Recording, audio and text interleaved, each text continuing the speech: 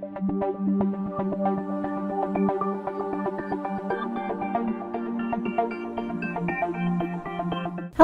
I'm Cammie Emery from the Division of Science Nursing and Allied Health at Bossier Parish Community College.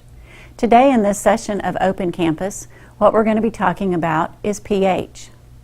What pH is basically is a ratio, and that ratio is comparing hydrogen ions to hydroxide ions.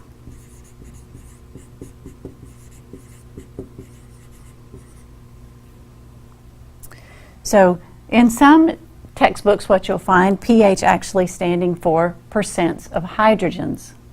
So some guy long ago took the ratio of hydrogen to hydroxide ions and using the great thing of logarithms within math, calculated percentages and gave us this wonderful scale of 0 through 14.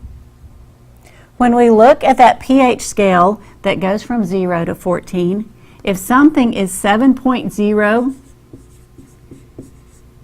it's considered neutral. If something comes in at less than 7.0, it's considered an acid, and if something is greater than 7.0, it's considered a base. What we're looking at is not just numbers of less than 7 and greater than 7. What we're actually looking at is the ratio of hydrogen ions to hydroxide ions.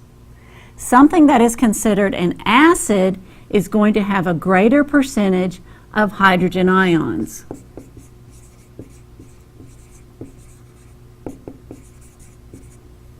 Something that is considered a base has a higher percentage of hydroxide ions.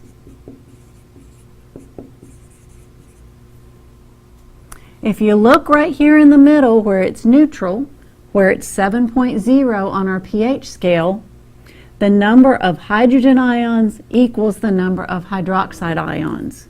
So our hydrogens equal our hydroxides, and when you look at what's at 7.0, one of the best examples is water. Typically distilled water comes in at 7.0. So let's look at this briefly again. Acids are substances that when we put them in water, they're going to have a pH of less than 7. Bases, when we put them in water, are going to have a pH that's greater than 7. What we're really looking at is the ratio of hydrogen ions to hydroxides. So things that are considered acidic or an acid have more hydrogen ions within the solution.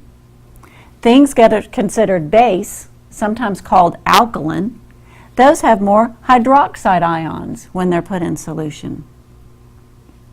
Hope this helps with your understanding of pH.